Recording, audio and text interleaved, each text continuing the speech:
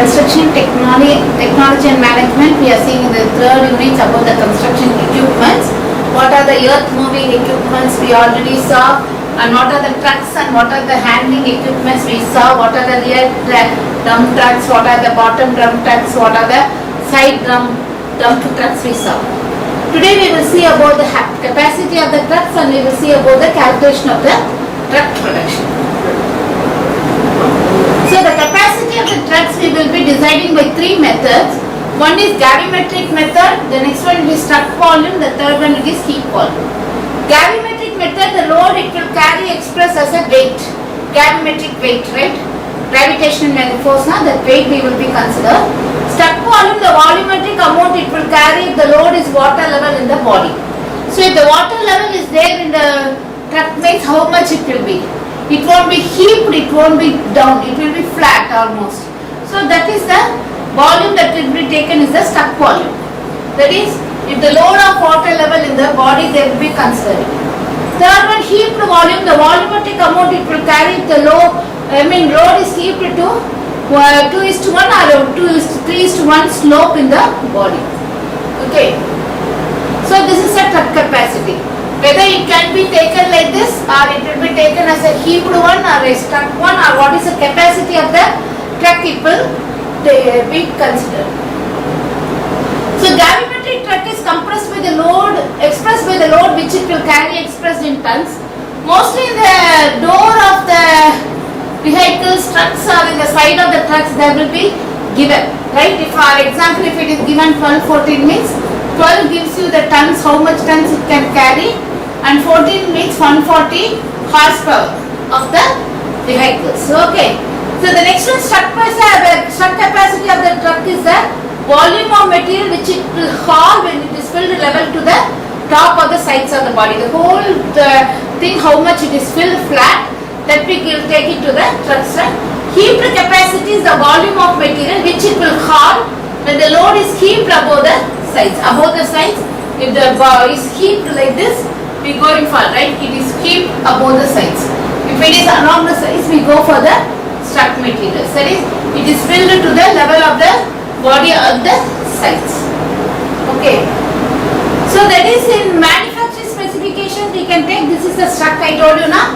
Along the sides of the body the materials will be tracked, we call it as a struck volume. Material measured straight across the top of the body. The second one, it is heaped. Okay, so based on the slope it is 2:1. Like that now, if the heap capacity we will calculate the volume, that is the truck capacity based on the heap volume. So the heaped capacity will vary with the height and the angle of the material. So which material we are handling, which can be heaped, and based on that material, this heaped volume will be varying. Right? The wet earth or sandy clay may have hauled for 1:2. 1:2 or 2:1. We call it as, this is 1:2, right? So 1:2 materials, this way earth, wet particles, sandy particles, sand will be always with clay and it will be in wet conditions, it should be carried at a slope of 1:2. Dry sand or gravel, which are dry materials, will be permitted to be carried into 1:3. So this is the heap capacity. And the next one we will see about the performance capacities of the trucks. So the productive capacity of the truck depends on the size of the loads and number of trips it can make in an hour. Okay. So the productive capacity of the truck depends on the size of the loads and the number of trips it can make in an hour. The size of the load can be determined by the specifications furnished by the manufacturer. Mostly it will be given by the manufacturer, I told you already. And the number of trips will be depending on number weight, number 1, number 2 horsepower of the vehicle, engine, the third one is the hauling distance, how much distance it has to carry the weight, and the fourth, the conditions of the haul road. All these conditions will depend upon the number of trips it has to go, right? So the capacity, the performance of the capacity depends on two things. One is the size of the truck, the second one it is the number of trips it can be having, and the size of the load is determined from the capacity it will be given by the truck, right? And the second one, number of trips will depend upon the weight of the vehicles, the horsepower of the engine, and also the hauling distance and the condition of the road that is meant for hauling.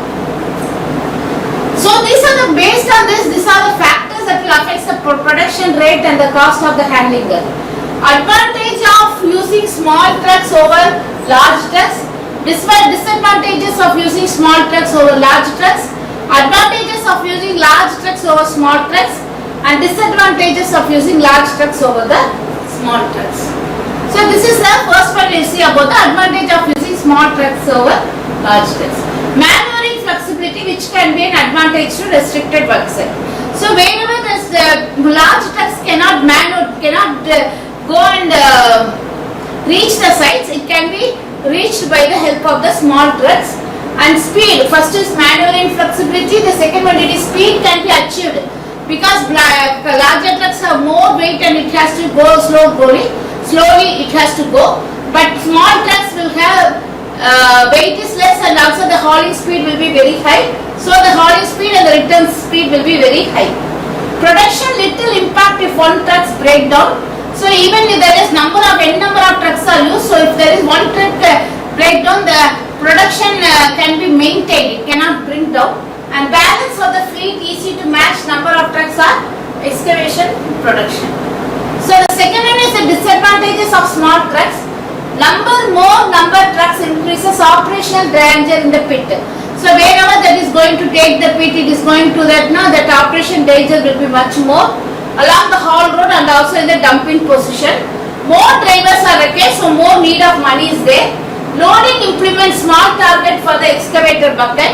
So the excavator bucket target is very small, and the positioning time is total spotting time. We cannot spot the trucks because number of trucks are more. We cannot spot the first one truck at a time. And what are the advantages of larger trucks is that is reverse, right? The number of trucks can be minimized, so it can be easily spotted out. The drivers needed is very less, and the loading advantage, large targets can be achieved at a smaller time. Positioning time, frequency of spotting the vehicles can be done. The next one, it is the advantages of large trucks. Cost of truck time and loading is greater, especially with the small excavators. So with the small excavator means if I am going for a large loading, it will be very tough and it is a time-taking process. Loads heavier, possible damage to the haul roads. So with heavy loads, there will be damage to the haul roads. Mostly it has to take a half highway roads and increasing the cost of the maintenance of the haul road. So possible damage of the haul road, and also it will be leading to the proper maintenance of the haul road cost also it will get increased. Balance of fleet, difficult to match number of trucks with the production, excavation production. Size may not be permitted to haul on highways. So mostly it will be a off highway trucks. It will not be allowed in the normal highway road because of its heavy, it will damage the road. Next we will go for the truck production. What is truck production? So if a truck is there for loading the vehicles, then in the time taken for the loading, then it is hauling and it is reaching the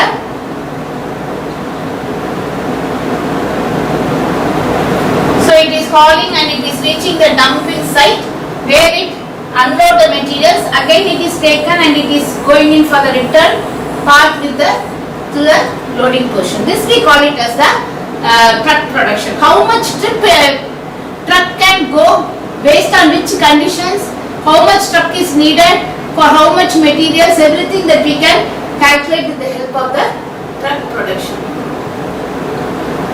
So what are the steps that are involved in the truck production? Number one, it is the bucket loads, load time, haul time, return time, dump time.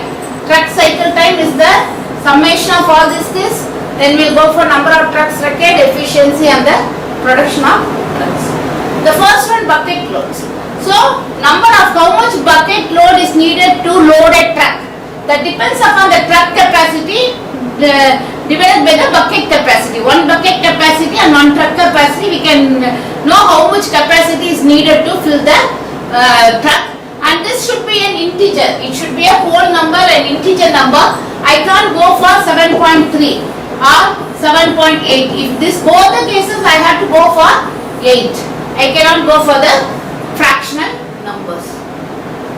So this is a bucket capacity where the bucket, how much bucket is needed to fill the trucks. Okay. So here you can see the capacity of the bucket will be given in the side of the thing, and then check the load also against the load will be given in the side of the this door, and here the capacity of the truck will be given in the side of the loading part.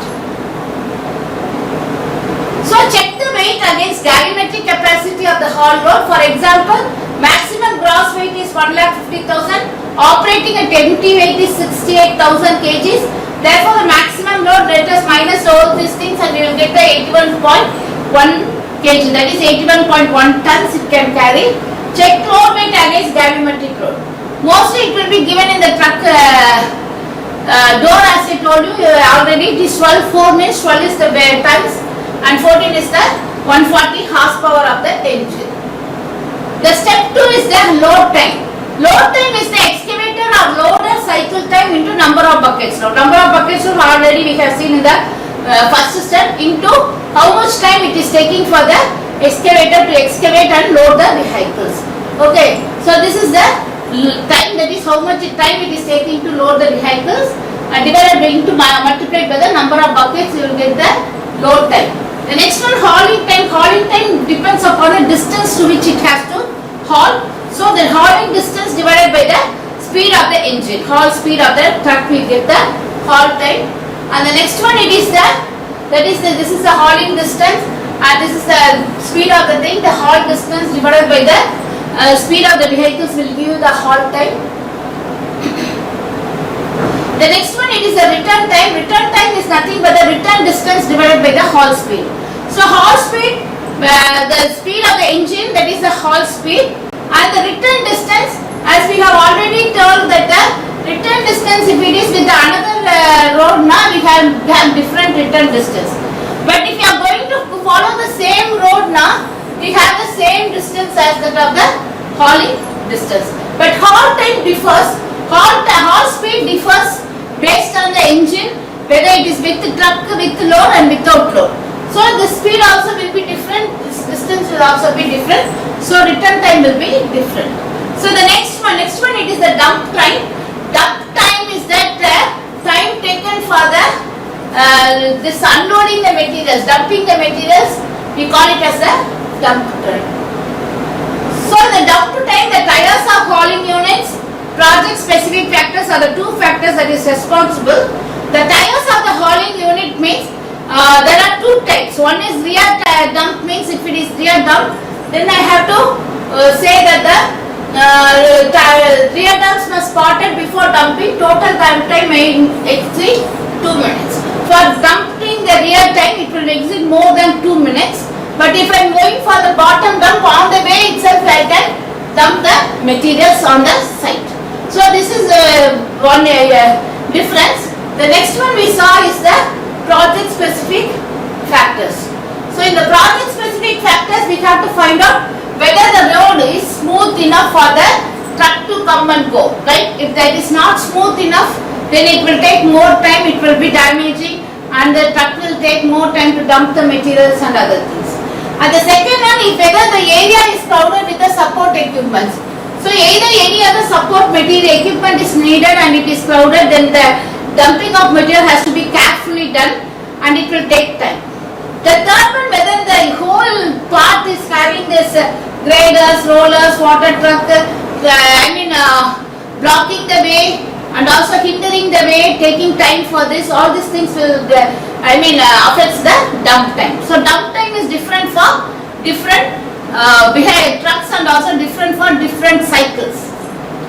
So the next one will take the truck cycle time. So the truck cycle time is a summation of load time, haul time, return time and dump time, which is step 2, step 3, step 4, step 5 will get the truck cycle time. So number of trucks required is equal to truck cycle time divided by the loader cycle time plus 1. Okay, that is the loading, how much time it is taking, And the truck, how much time it is taken for the loading, hauling, returning, dumping, we will get +1, we will get the number of trucks. Okay. And the efficiency, it will consider the three factors. One is the bunching factor. Bunching factor, how much it is, two vehicles are going, one vehicle, how much time it has to wait to unload, how much time it has to wait to load. All these things will be affecting the this production, that is the efficiency of the truck. Second, an operator. The operator may be a driver or he may be an excavator operator. So how much time he is taking for the operating of the machines. Right, slowly he is going or fast he is going, and also how much time it is taking for the bucket, everything, and the equipment availability. This is most important because most of the time if the excavators, the buckets are having some problem and there have to be maintenance, everything, and then there will be a problem. So these three depends upon the efficiency of the truck production. So last we find out the truck production, how much trucks are needed in the production. Working minutes per hour divided by loader cycle time into bucket volume, or working minute per hour plus truck cycle time into truck volume plus bucket volume, or truck load into number of trucks into 60 minutes per hour, right? 1 hour, right? And efficiency divided by the truck cycle. So what are the truck production issues? Reach of the excavator, dumping height of the bucket. So it has to take the load and how much time, height it has to take to load the truck. That also will depend on width of the bucket. How much bucket it can carry, what is the width of the bucket, all these things will affect the truck production issues. So in this topic that we saw the 9 steps, bucket loads, load time, haul time, return time, dump time. So all these things summation will get the truck cycle time and number of trucks required, efficiency and production of trucks. So by which we will complete the 3rd unit. Next class we will start with the 4th unit. Thank you.